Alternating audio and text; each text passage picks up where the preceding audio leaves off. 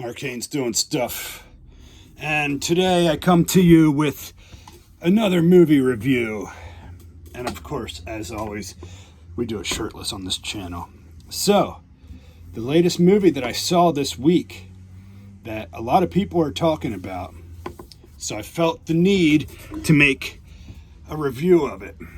One battle after another.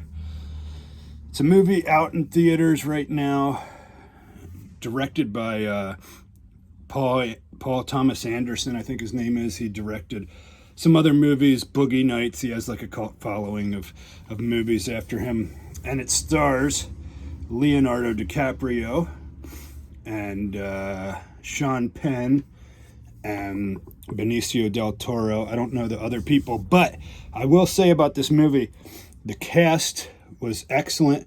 There was not a bad performance out of anybody. The whole movie, if you're a thespian like I am, and you're into acting, performances, that type of thing, this movie had a lot of good acting performances from Leonardo DiCaprio, who I'm not the biggest fan of him personally. Like, as far as a person, I think he does a lot of things that I don't like. And I'm not just talking about how he dates women that are 25 years younger than him, but about a lot of the stuff he does where he lectures people on climate change and everything, but then his carbon footprint is pretty huge. He has all them yachts and private jets and things like that he's known to travel on. So I feel like that's a little hypocritical.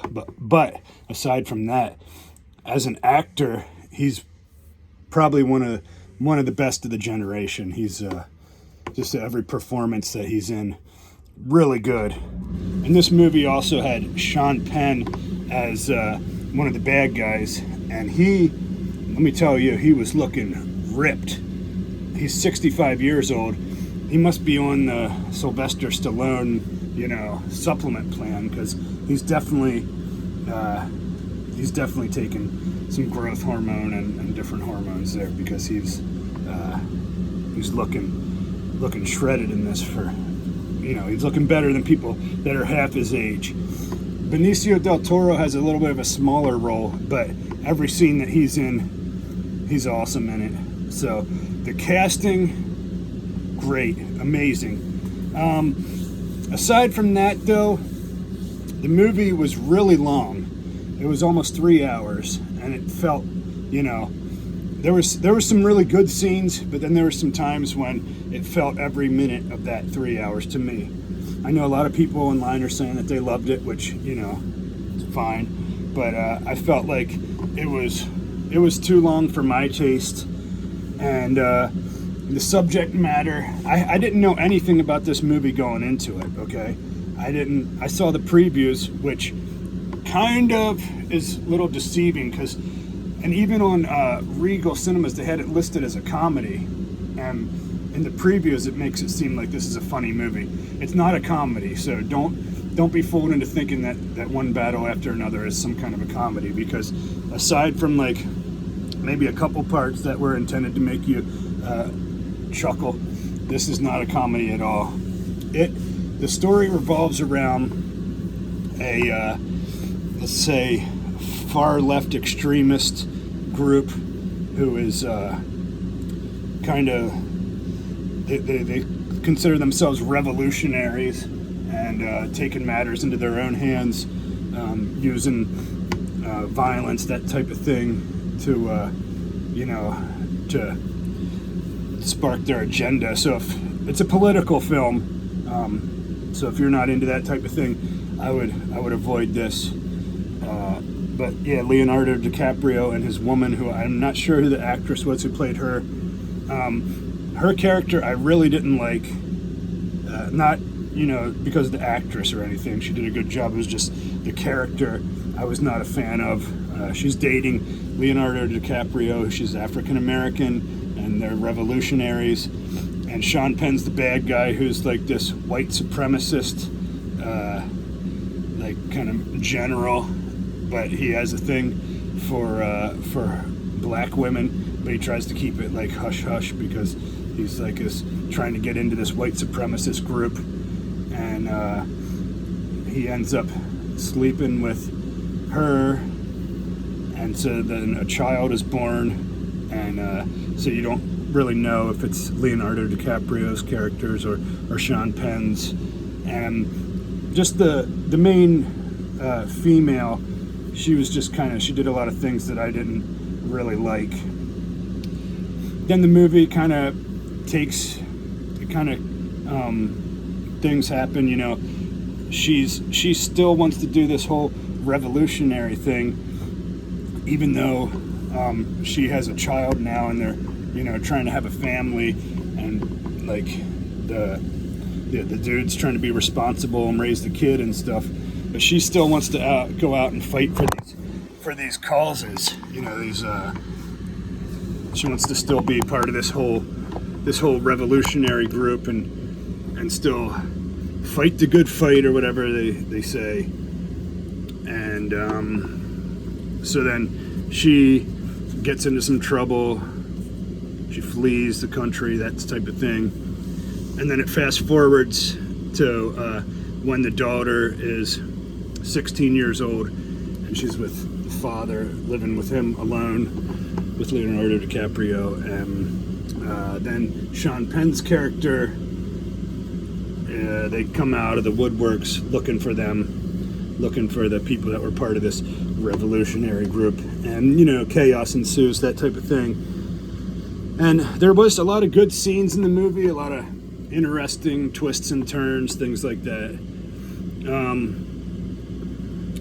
But overall, I felt like it kind of did drag on. There was a lot of parts in it that I didn't care for, and some of the it was shot nicely and directed nicely, but like some of the scenes kind of gave me motion sickness. A lot of the car scenes, when they would be because they would film it from the point of view of the driver, and some of it kind of made me feel a little sick, to tell you the truth. But yeah, I don't know if there was really a character in this that I was rooting for. That's one thing about this, is that I didn't really care for anybody in it. Not because the acting. I'll make that clear. The acting was good, but it was just I didn't really like any of the characters. So it's kind of hard to cheer for the main guys, except for Benicio del Toro's character. I really did like him, but he wasn't in it that much, so he didn't get that much screen time. But I thought he stole the show whenever he was in it. He played the sensei at a karate place that the girl is training at. But yeah, as far as the movie was not my cup of tea, really, to tell you the truth. But I do see why. I can understand why a lot of people would like it, and it has, I don't know if it's doing as well as the producers and everybody wanted it to do it. I know it had a pretty big budget, so they have to, anytime a movie has a high budget, you got to do really well at the box office. So I don't know if this movie's what it's projected to do, if it's a success or not. I personally probably wouldn't recommend it, but I know people do like it, and I can see why. As I said, it just wasn't my thing, but there was things I liked about it, and just I think the runtime and some of the unlikable characters and things like that made it a no for me. But we're all entitled to our own opinions, so don't get mad at me if you love this movie and I didn't think it was that great. So but yeah, if you're interested, check it out. If that sounds like the type of thing that you'd be into, and let me know if you agree or disagree. I like to watch a lot of movies, so I like to do my movie reviews on here. So it's nothing personal, if we don't agree on different movies. But yeah, this one I would not recommend it to I wouldn't tell my parents or my friends, to go, that they need to run out and go see it. I think there's better options out there. But that's all I'll say for today. I don't want to give away too many too many spoilers and too many little things about the movie in case you want to see it. So, Mark Hane's doing stuff. Thank you for watching the video. Like and subscribe.